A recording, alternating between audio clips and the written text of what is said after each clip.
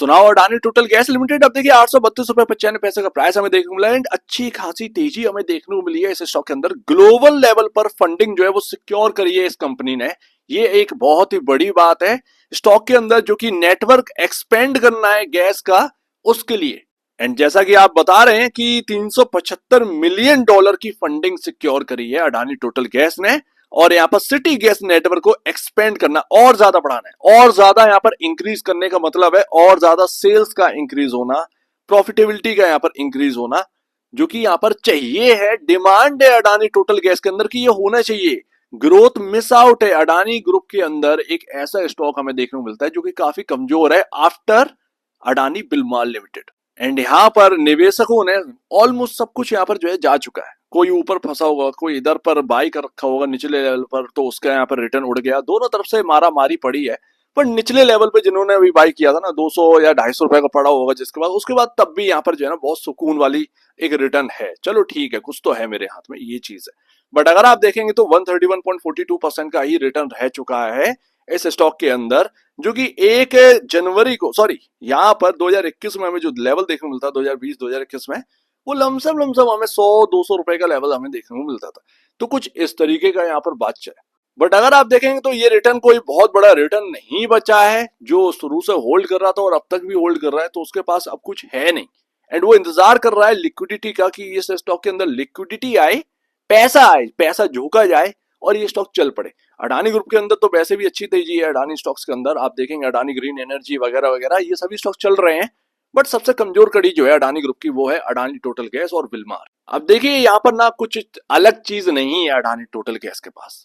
हम देख रहे हैं कि पाइपलाइन कंपनी है, पाइपलाइन के थ्रू यहाँ पर गैस को सप्लाई करने का काम है। सीएनजी स्टेशन भी है, पेट्रोल स्टेशन की भी बात करेगी कि पेट्रोल भी हम बेचेंगे। बट ये लाइसेंसिंग की बात जो है वो 2020 या उससे आसपास की है, जो कि मैं ऑलरेडी आपको शो कर चुका हूँ, बहुत पहले न्यूज में निकली थी। बट आज तक उसके ऊपर कुछ काम हुआ नहीं, ठीक है। अब यहाँ पर ना ऑयल में भी अगर ये एंटर कर जाते तो एक अलग बात थी कि भैया यहाँ पर ना लगातार ग्रोथ आ रही है, सेल्स लगातार इंक्रीज हो रही है, प्रॉफिटेबिलिटी इंक्रीज हो रही है। बट ये नामुमकिन जैसी चीज लगी, वो बात फीकी पड़ गई, अभी तक हमारे सामने नहीं है। जिस बिजनेस में ये है वहां पर बहुत टफ कंपटीशन हो चुका है। आप देखेंगे गुजरात गैस का भी एक्सपेंड जो है ना गुजरात के अंदर काफी ज्यादा है। आप देखेंगे महानगर गैस का भी यहाँ पर महाराष्ट्र के अंदर सबसे बड़ा एक्सपेंशन है। इवन सेल्स प्लस प्रॉफिटेबिलिटी के मामले में अडानी टोटल गैस से काफी बड़ी है महानगर गैस लिमिटेड, लेकिन वैल्यूएशन बहुत सस्ती है अडानी टोटल गैस के कंपैरिजन। तो ये सबसे बड़ी बात जो हमें देखने को मिलती है, चौंकाने वाली, इस कंपनी की देखने को मिलती है। अब सेल्स का अगर आप देखिए 284.53 करोड़ का सेल्स था जून में, आपके सामने जो क्वार्टर आया था Q1, 171.84 करोड़ का प्रॉफिट था। माफ कीजिएगा, ये प्रॉफिट है। 284.53 करोड़ का प्रॉफिट था इस क्वार्टर में, जून में जो निकल गया Q1 महानगर गैस का, और 171.84 करोड़ का प्रॉफिट था अडानी टोटल गैस में। जबकि दोनों में अंतर बहुत बड़ा है। मार्केट कैप अगर आप देखें तो 20,000 करोड़ के आसपास का महानगर गैस लिमिटेड का देखने को मिलता है। अडानी टोटल गैस का आज की तेजी के बाद 91,000 करोड़ का देखने को मिलता है। तो अंतर बहुत बड़ा है। समझ नहीं आ रहा कि करना क्या है। महंगा महंगा चीज देखने को मिल रही है, बट एक्चुअल में वो चीज पूरी फीकी की फीकी है। ग्रोथ का नामो निशान नहीं है, जिस तरीके का महंगापन यहाँ पर देखने को मिल रहा है। अब ग्रोथ लाने के लिए बहुत कुछ किया जा रहा है, जैसे कि नए नए सेगमेंट में एंटर कर रहे हैं, ये इनके लिए काफी पॉजिटिव है। जैसे कि ईवी का यहाँ पर जो है चार्जिंग स्टेशन लगा देना, उससे यहाँ पर कहीं ना कहीं ग्रोथ यहाँ पर आएगी।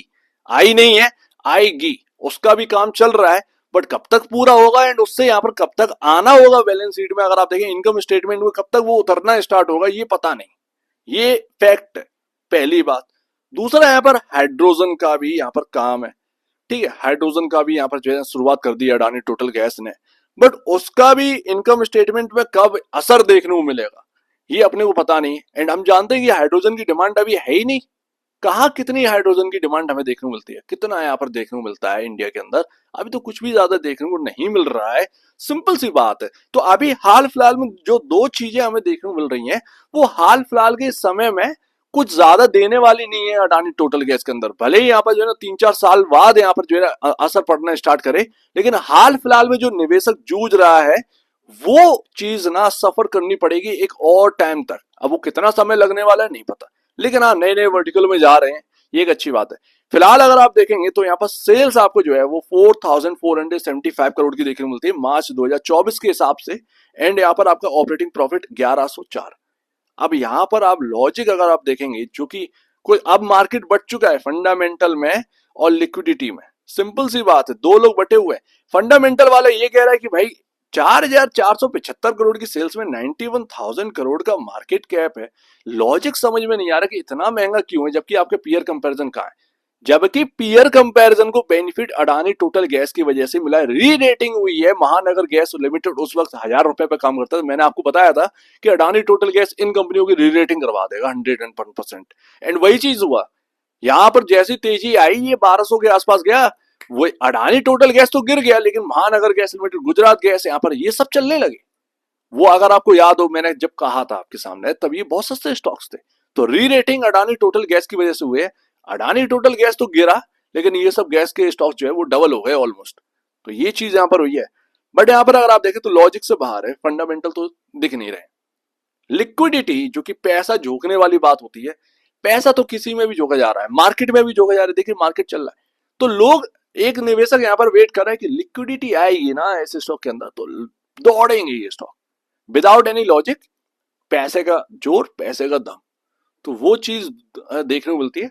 अदरवाइज लॉजिक फिट नहीं होता। 91,000 करोड़ का मार्केट कैप, 4475 करोड़ की सेल्स और 670 करोड़ के आसपास का प्रॉफिटेबिलिटी जो बनी हुई है अडानी टोटल गैस में, ये चीज कहीं ना कहीं समझ में आती है। एंड इवन अगर आप देखेंगे तो अडानी टोटल गैस का प्राइस टू बुक वैल्यू 23.11 का है। आज तेजी आई है तो थोड़ा सा और बड़ा होगा, लेकिन चलो ठीक है, यहाँ पर कोई बात नहीं है। बाकी के आपके सामने महानगर गैस का यहाँ पर जो ना प्राइस टू बुक वैल्यू आपको 3 से 4 टाइम देखने को मिलता है, सिर्फ और सिर्फ 3 to 4 टाइम। जबकि आपका सबसे बड़ा कॉम्पिटिटर वही है। आपकी प्रॉफिटेबिलिटी से डबल प्रॉफिटेबिलिटी महानगर गैस लिमिटेड की है, उसकी भी पाइपलाइन है, आपकी भी पाइपलाइन है। तो यहाँ पर ना यही चीज जो है वो निवेशक को, ज्यादातर निवेशक को अब परेशान कर रही है। सिर्फ और सिर्फ बात यही है, लोग यही जानना चाहते हैं। जो पहले से होल्ड कर रखे हैं तो वो तो मजबूरी है भाई, सब क्या करें, है मेरे पास, तो उनको वेट ही करना होगा अगर वो होल्ड करते हैं। फंडामेंटल वाला देखेगा तो वो दूर रहेगा, एंड उसने पैसा बनाया है बाकी गैस स्टॉक्स के अंदर, ये तो परफेक्ट बात। तो बहुत सारी चीजें हैं, टफ कंपटीशन, नए वर्टिकल, कब तक असर देखने को मिलेगा किसी को कुछ पता नहीं है। जो वैल्यू देखने को मिल रही है वो यहाँ पर फाइनेंशियल के हिसाब से, इनकम स्टेटमेंट के हिसाब से काफी ज्यादा देखने को मिलती है। तो चल क्या रहा है अपने को नहीं पता। टेक्निकल चार्ट को देखिए कि क्या कहते हैं भाई, सिंपल सी बात है, क्योंकि इस स्टॉक के अंदर अपने को नहीं पता कि फंडामेंटल किधर जा रहे हैं। टेक्निकल से ही हम समझ सकते हैं कि ये हो क्या। तो एक ट्रेंड लाइन चल रही थी आपके सामने, मैंने ट्रेंड लाइन बनाई थी। एंड ये देखिए आप किस तरीके से रेजिस्टेंस ले रहे हैं।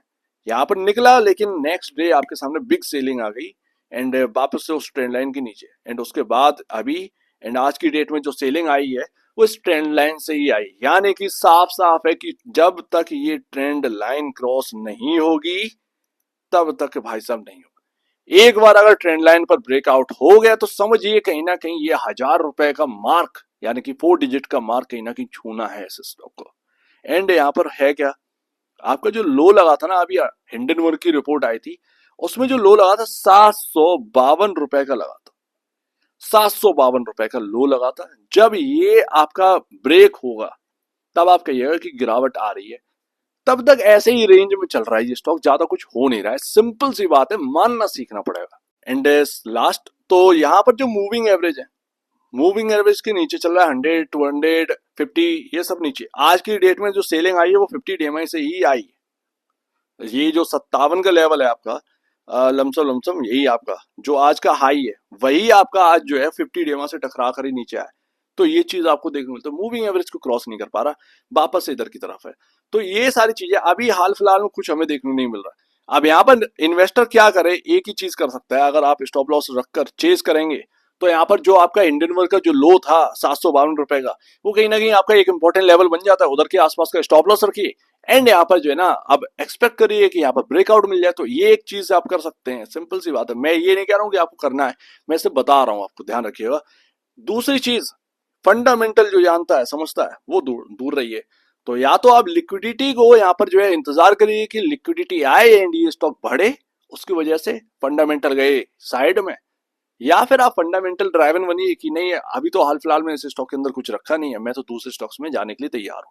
तो ये चीजें हैं। बाकी जो लॉन्ग टर्म निवेशक है, जो पहले से निवेशक है, तो क्या कर सकते हैं, सिंपल सी बात है, लोअर लेवल मिले तो यहाँ पर जो कुछ भी वो करने की सोचिएगा, अगर इसमें यहाँ पर लगे, जैसे कि किसी का मन है, बहुत सारे लोग पूछे तो एवरेज करना है, तो अगर लोअर लेवल, बहुत एक्सट्रीमली लोअर लेवल मिले तभी ये सारी चीजें करने के लिए होती हैं, अभी हाल फिलहाल में ये सारी चीजें करने के लिए नहीं होती।